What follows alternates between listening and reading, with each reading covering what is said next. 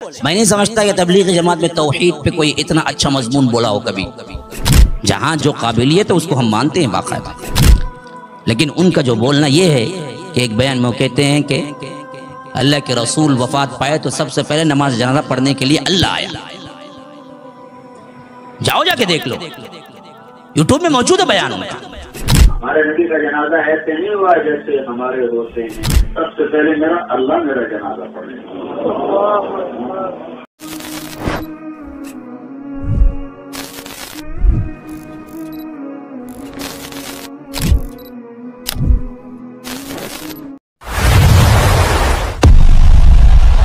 اگر آپ پہلی مرتبہ ہمارے چینل پر تشریف لائے ہیں کرتے ہیں پلیز سبسکرائب کر لیجئے. جو جن کو لائک کیا سینڈ کر دیا، نہ کتاب و سنت دیکھی نہ دلائل دیکھا. اسی طرح ایک بہت بڑے مقرر جن کا نام لیتے ہوئے بھی کیا ہے لوگ بڑے ادب سے سر جھکا لیتے ہیں، طارق جمیل. اب بولیں گے طارق جمیل کو بھی آگا بھائی نے بول کے ہمیں جو ہے وہ بولنا ہے جی، ہمیں جو ہے وہ بولنا ہے. بہت اچھا بولے. میں نہیں سمجھتا کہ تبلیغی جماعت میں توحید پہ کوئی اتنا اچھا مضمون بولا ہو کبھی جیسے شیخ نے کہا. جہاں جو قابلیت ہے اس کو ہم مانتے ہیں باقاعدہ. میں نے پہلی مرتبہ ان کا سنا تھا 5-6 سال پہلے، تو مجھے ذرا بھی نہیں لگا کہ یہ تبلیغی ہوں گی، کیونکہ اتنی توحید انہوں نے بیان کی اپنے بیان میں. لیکن جب میں نے سرچ کیا کہ کیا ہیں کدھر ہیں تو معلوم ہوا وہ بھی ایک تبلیغی ہیں، صوفی ذہنیت کے ہیں.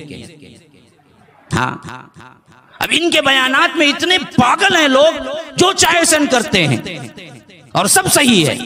دیکھو سنو دیکھو بھائی، جہاں جو چیز دلائل سے بولیں اسے ہم بھی مانتے ہیں، لیکن ان کا جو بولنا یہ ہے کہ ایک بیان میں وہ کہتے ہیں کہ اللہ کے رسول وفات پائے تو سب سے پہلے نماز جنازہ پڑھنے کے لیے اللہ آیا. جاؤ جا کے دیکھ لو، یوٹیوب میں موجود ہے بیان ان کا. پہنچا کر گیا تمہارا نبی تمہیں سلام پہنچا کر گیا ہے. تو عبداللہ بن مسعود رضی اللہ تعالیٰ عنہ رونے لگے. تو انہوں نے کہا کہ یا رسول اللہ آپ کو غسل کون دے گا؟ کہا میرے اہل بیت مجھے غسل دے گا. کہا یا رسول اللہ آپ کو غسل کون دے گا؟ کفن کون دے گا؟ کہا میرے اہل بیت مجھے کفن دے گا. کہا یا رسول اللہ آپ کو قبر میں کون اتارے گا؟ کہا میرے اہل بیت مجھے قبر میں اتارے گا. پھر پوچھا یا رسول اللہ آپ کا جنازہ کون پڑے گا؟ تو اس پر آپ رونے لگے اور صحابہ بھی رونے لگے. ہمارے نبی کا جنازہ ایسے نہیں ہوا جیسے ہمارے ہوتے ہیں، ایک امام پیچھے مقتدی. کیسے ہوا ابھی بتا رہا ہوں. تو آپ رونے لگا. آپ نے کہا جب تم مجھے غسل دے دو تو تم سب مجھے تنہا چھوڑ کے باہر نکل جانا. سب سے پہلے اللہ میرا جنازہ پڑھے. اللہ سے اس کے بعد جبریل و میکائیل و اسرافیل اور ملک الموت اور عرش کے فرشتے میرا جنازہ پڑھیں گے. پھر اس کے بعد ساتوں آسمان کے فرشتے میرا جنازہ پڑھیں گے. پھر اس کے بعد تم مرد آنا، مرد، اور میری چارپائی کے ساتھ کھڑے ہو جانا اور دعا کرنا. کوئی اللہ اکبر نہیں، 4 تکبیر نہیں، اللہ اکبر نہیں. ہر آدمی آ کے کھڑا ہوتا تھا اور آپ کے لیے دعا کرتا تھا اور نکل جاتا تھا. جب مرد ختم ہو جائیں پھر عورتیں آئیں گی، جب عورتیں ختم ہو جائیں پھر بچے آئیں گے، جب بچے ختم ہو جائیں پھر تمہارے ملازم، تمہارے نوکر. یہ کہاں کا فلسفہ ہے جی؟ یہ کہاں کا فلسفہ ہے؟ اللہ کیوں نماز پڑھے جی اللہ کے رسول صلی اللہ علیہ وسلم کو؟ یہ وہی تو نہیں ہے اللہ میرے لیے پڑھتا میں اللہ کے لیے پڑھتا ہوں. پہلے بیان کیا تھا. یہ صوفیوں کا عقیدہ نہیں ہے. اللہ نماز جنازہ پڑھنے کی کیا ضرورت ہے بھائی؟ نماز جنازہ کا مطلب یہ ہے کہ ہم اللہ سے التجا کرتے ہیں کہ اللہ نبی رسول جو بھی میت ہے سامنے یا ان کے لیے مغفرت فرما. اللہ پہلے ہی مغفرت کر چکا ہے نبی کی، تو نماز جنازہ پڑھنے کی کیا ضرورت ہے اللہ کو؟ اور اللہ زمین پہ آیا، پہلا کیا ہے قبر خالی کر دیا گیا اور پہلے اللہ نے پڑھا. ابھی اللہ کے رسول کی اہمیت کو بتانے کے لیے بالکل ایسی حدیث جس کی کوئی حدیث ہے، میں نے بعد میں سرچ کیا ہے، حدیث جھوٹی موضوعات میں سے ہے. اس کو انہوں نے عوام میں بغیر سند کے بیان کر کے بتا رہے ہیں کہ اللہ نے پڑھا. حالانکہ عالم کا رتبہ یہ ہوتا ہے کہ جب وہ بتائے ایسی بات کو جو کہ اختلاف ہے اور ضعیف ہے تو لوگوں کو بتائے بھائی یہ بات میں کہہ رہا ہوں لیکن یہ صحیح نہیں ہے.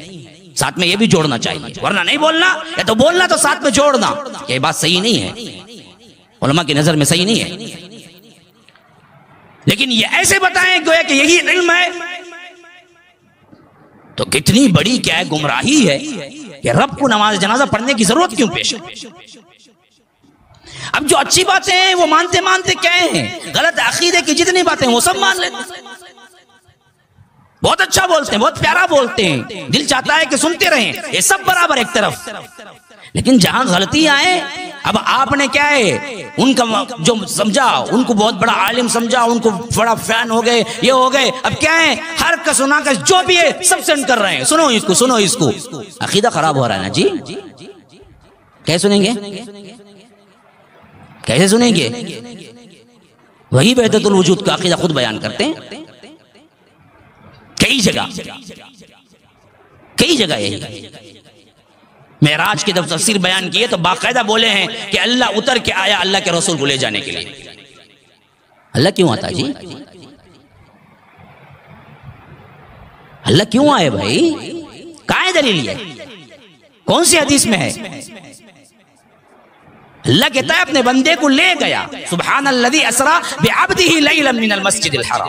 انہوں نے کیا ہے گرامر کو رکھ کے بتایا ہے کہ اسرا بعبدہ آنے سے اللہ آ کے بندے کو لے گیا، حالانکہ تفسیر کسی اور مفسر نے کسی اور سلف نے نہیں کی ہے، جو سلف نے تفسیر نہیں کی ہے وہ نہیں تفسیر تم کرو گے اپنی رائے سے، تو اللہ کے رسول نے فرمایا من فسر بالرائے فلیتبوأ مقعدہ من النار، وہ اپنا ٹھکانہ جہنم میں بنا لے۔